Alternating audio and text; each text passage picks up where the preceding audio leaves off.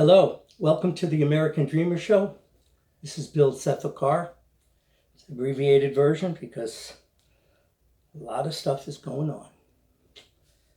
We all have to survive and get through this, and there's a lot of scary things out there, but I'm hoping in the next 15 minutes I can share with you some things that might make a difference, maybe a little levity. We'll work on getting some smiles on the face. But first, we need to deal with the issues of this pandemic. And, excuse me, I got my little tea, honey. I took some time to find out about the Spanish flu pandemic that took place in 1918. And it was 5 million people died, and the Earth's population was 1.8 billion people, which is interesting because in the 200,000 years that man has existed on this planet, the last 200 years, it was only then that we reached 1 billion people. And in 1918, we had 1.8 billion and 5 million succumbed to the flu. Now we have 7.8 billion people. So we'd have to have that percentage of 3% of the world's population. I don't even want to go there. There's thousands and millions of people. Okay, so as we did last week, I read a couple of my crypto quotes, and they were kind of funny. And we had that Albert Einstein about kissing and when you're driving. I'm going to have to come up with a few more of his more serious ones. But what I like to do when I do the crypto quote, also, last week there were a couple of things. I mentioned about my water cooler, and that I had my picture on my tablet that I'm recording, and but actually I had been able to use my photos, and this is a picture of my water cooler, 5 gallon. It has that hot water tap and a regular water temperature tap, and then cold water. And I've used it, as I said, over 8 years. It costs about $150, and the price hasn't gone down much, so I recommend it. God knows I must use it a dozen times today. Okay, also, last week I was wearing my Florida Blood Service red t-shirt. If you check that out, you'll see. And I really was negligent not to mention that because I've been a regular donor. I think it was 5 gallons, that shirt. But I recommend highly, these people are needing our blood and antibodies, whatever we can, provide them for their services, and Red Cross and so forth. So I really think that's a wonderful opportunity, and anybody can be a blood donor, do it. And on the crypto cuts, as I was mentioning, truth is stranger than fiction. And I refer to the Warren Buffett one, where he says it's only when the tide goes out that you learn who's been swimming naked. Which, the reason why I thought it was funny when I afterthought is that of all people to say that, Warren Buffett, because maybe he likes to swim in the buff, and that sort of qualifies that. But I have a quote from George Burns, one of my favorites, and he reminded me of my dad when he would be entertaining. My dad always tried to be a comic.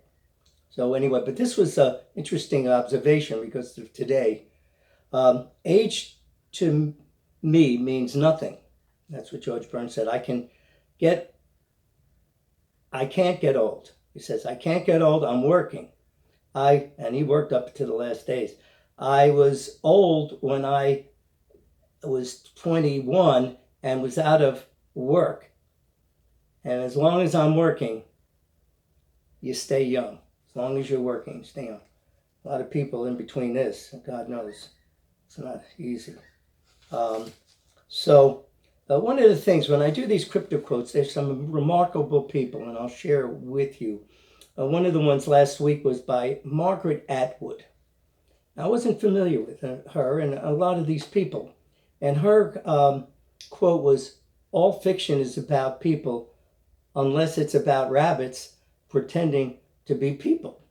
Now, that's a little strange. I figured I'd take a look at some of her. She was from Canada. She was a philosopher, anthropologist, and she had some beautiful, beautiful thoughts. And what I do is I'll make a copy of some of these thoughts because it amplifies, it expands my knowledge. So there's a couple of Margaret Atwood's. She said, "Of troubles know I none. Of pleasures know I many. I rove beneath the sun without a single penny." It was a little art poem that Artie, but it says, Artie says, "I know that people will finally come to realize that there's only one race, the human race, and that we are all members of it." Pretty profound. And I made choices, and then having made them, I had fewer choices. Pretty cool. And I like this one because we're going to get into the mind and mindfulness. It says, "There's always something to occupy the inquiring mind." An interesting one I appreciate. A voice is a human gift. It should be cherished and used. To utter fully human speech is possible. To utter fully human speech is possible. Powerlessness and silence go together. And there was one that I just an example also was this quote from Eleanor Farjeon. It was a couple of years ago, but I was curious about it, and I was so glad that I looked it up because this very beautiful song, and I sing this, maybe one of these times I'll perform, is called "Morning Has Broken." And she was the one that coined that poem, not the song, but it was Cat Stevens that performed the song. And remember, morning is broken, like the first morning, blackbird has spoken, like the first bird. Beautiful. But the quote that was in there, and it just says, "That love has no uttermost as the stars have no number and the sea no rest." It's a little strange, but it was taken out of context. Had to do with the love, and that he had believed that in their kiss, love reached its uttermost, and love reached its uttermost, but love has no uttermost. Yes, the stars have no number, and the sea no rest. And here's another one that from Eleanor Farjeon. "In love there are no penalties and no payments, and what is given is indistinguishable for what is received." Okay, so moving right along, I think I have to be more selective because we got less time today, and this is from the Chicken Soup for Teachers' Souls, and I had read "I Touch the Future, I Teach," and it's really amazing about one of these stories that this teacher was just starting out, and she was getting he was getting a visit from one of the students' parents, and he really was a little upset that he didn't know what to expect. As I said, he just started out, and when the woman came in, the student's mother, she really was very appreciative. And from what it says here, she came to thank him. And she said, "I thank her because he made a big difference in her son's life, and it changed his life. And evidently it was kiss her on both cheeks. And it was one of the most valuable lessons that this teacher learned, that to be thankful, and it came early and positively in the career, that our children are so more, and a small kindness can indeed make a life-determining difference, because she said her son was never the same before that, and after that he changed dramatically. So these are a few things that we need to consider. This one story was that kindergarten student called the teacher after all these years, and to thank him. She was in high school. Called him up on the phone and thanked him that he made such a difference. And that's why he chose teaching. Now, I only substitute teach, but I wanted to teach. And that was my dream, everyone. Even if it's a few hours, I've met so many students, people. I have hundreds of stories too. And one thing I'll never forget, and this maybe after teaching 5 years, and I teach twice as long, it's kindergarten. I'll never forget this kid, the boy came up to me, and he looked like the actor in a Christmas Story. And he had an apple. And he came up and he said, Mr. Sefkar, and he handed me the apple. He said, you're the best teacher I ever had. From the mouths of babes. But this is cool, and this is reflecting on our society, and God knows this is so true. It's from a cartoon, In the Bleachers. I know you really can't see it, but I'll share it. These basketball players are watching this limousine go by. It's watching the limousine go by, and it says, one of the basketball players there, well, there goes another school teacher who's making $10 million a year.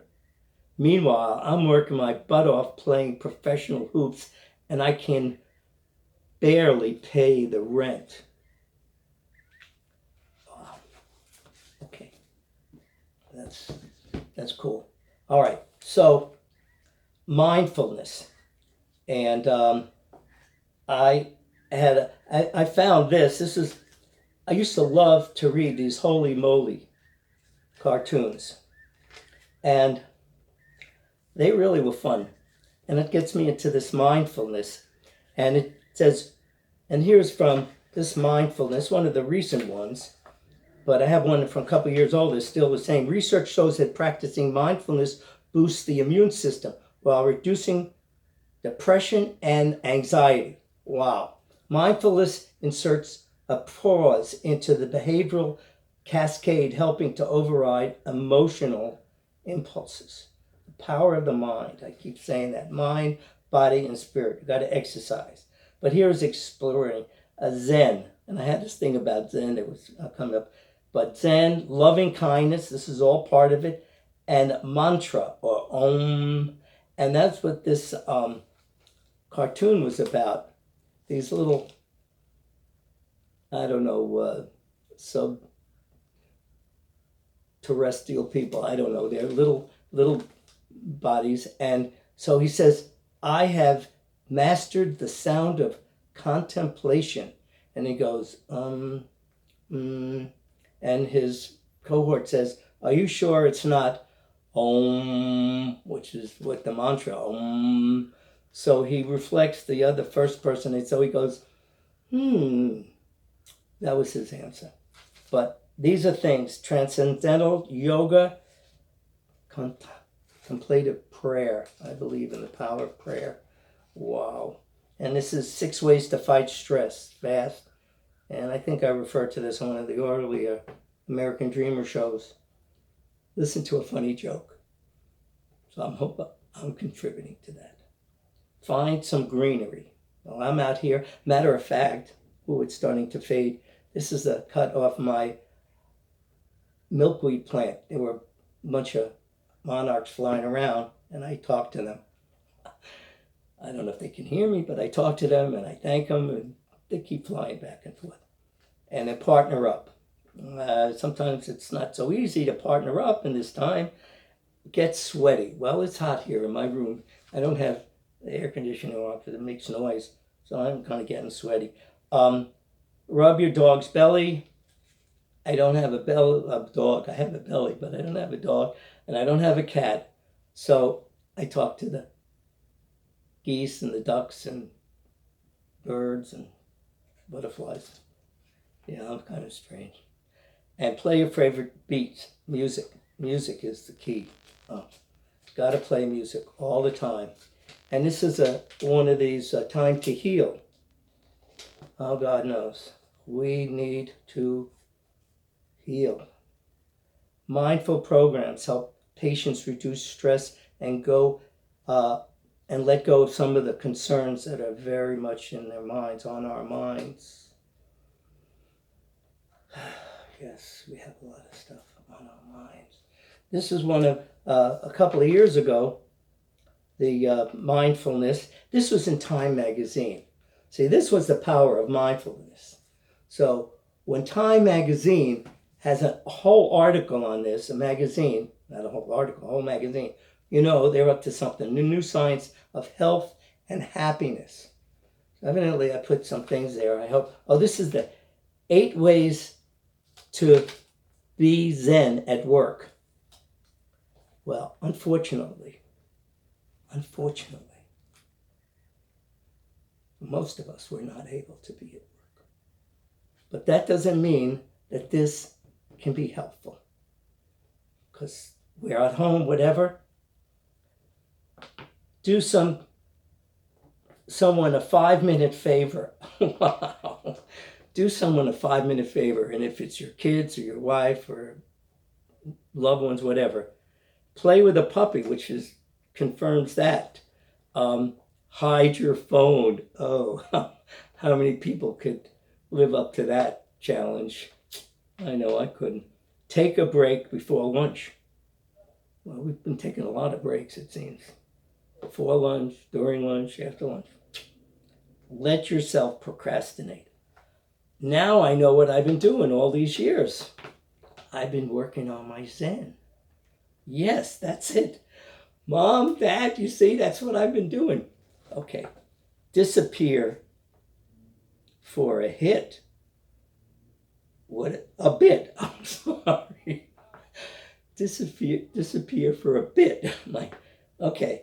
Take a 10-minute walk daily to help it put it on your calendar, and don't ruminate about work while you're gone. Rebel advises instead. Yeah, that's cool. Also gossip with your co-workers, family, whatever, and end the day like you meant it. What does that mean? The studies a few years ago showed that you should be reachable after work. They feel less in control and have more of a stress. That if people think they should be reachable after work, then they're adding stress to themselves. So try to be distant and be distant from everybody and relax and do that. Oh, this is cool. I think this is so cool for women, probably, most likely, but men, anybody. Here's this woman. Her kids are bantering back and forth, having pillow fights and everything. And there she is getting away from everything with her yoga, meditation. So these are cool things. And I would be remiss if, use that word a lot, I would be negligent if I didn't use a quote from American Dreamer. Look into the life of my father, Joe Baby. We hear about it, and God knows if we haven't been personally touched by this pandemic, we know it's there, we see it everywhere. On television, anytime you talk, or read in a paper. We had an experience with my dad. He was almost ready to retire, And he went in for a double hernia, and supposedly a routine operation. He was almost 60 years old. And I remember I was with my mom in the operating patient, visiting. And the doctor came out. He had a really stern look on his face.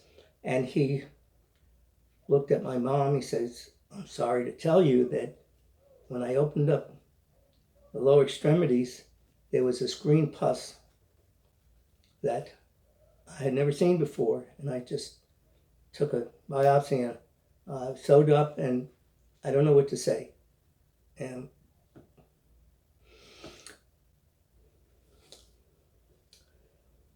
my mom was beyond the brink. Was ready to collapse. Well, we held tight. I told the doctor my dad never had any problem, anything to, contribute to this. So we went up to New York. We were in Maryland at the time. Went up to the Sloan Kettering Cancer Institute. And my dad, he even said he's not a good patient. And, they put the tubes in, and this is what's going. God knows all those people. Pray for them. So he had all these tubes. And he told the doctor he didn't want the tubes. The doctor said, "Joe, we got to keep these tubes in you. You're going to get well. Don't worry. We're taking the tests and everything. Got to know what's going on." Well, that night, this is a doo-doo. The nurse, it's in the book, that was on the night shift came in, and she fainted right there in my dad's room. Well, what could Sir Joe do but help the nurse in the room? So he gets out, he flings off all the tubes because he had to save the nurse. And that's what he did. So the next day when the doctor's making the rounds, and as I said, this is page 141. Gotta get a copy of this book. The doctor's making the rounds. He said, "Joe, I heard there was an incident last night, and you came to the aid of the nurse." And I said, "Yeah, I did what I could." He said, "Well, I don't think we need to put those tubes back in. I think you're beyond that." And the most important thing was that the biopsy came back non-malignant. And my dad went on to do amazing things in the next 30 years. Okay, now I don't take pills. Wait, I don't have medicine, okay?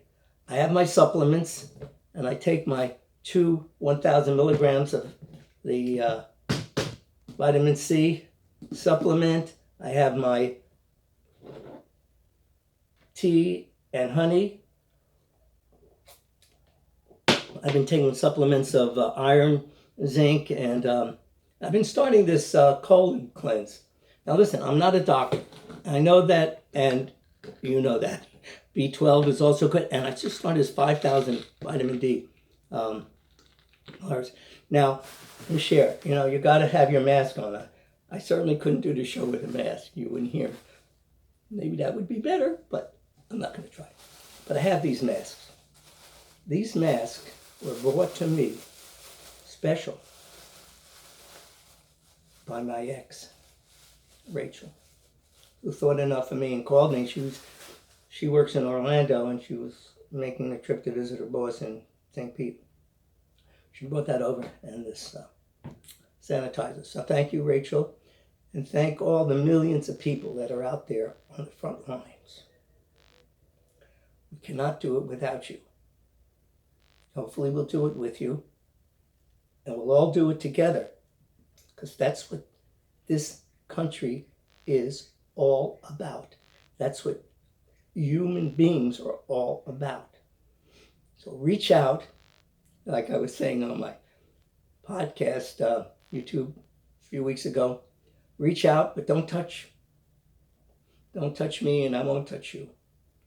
So this is Bill Sefakar. I hope to be able to talk to you again in the next week or so. I'm hoping to do a musical interlude, but not right now. I'll have it and I'll add it to this segment. So thank you. Be well, be safe. We love you.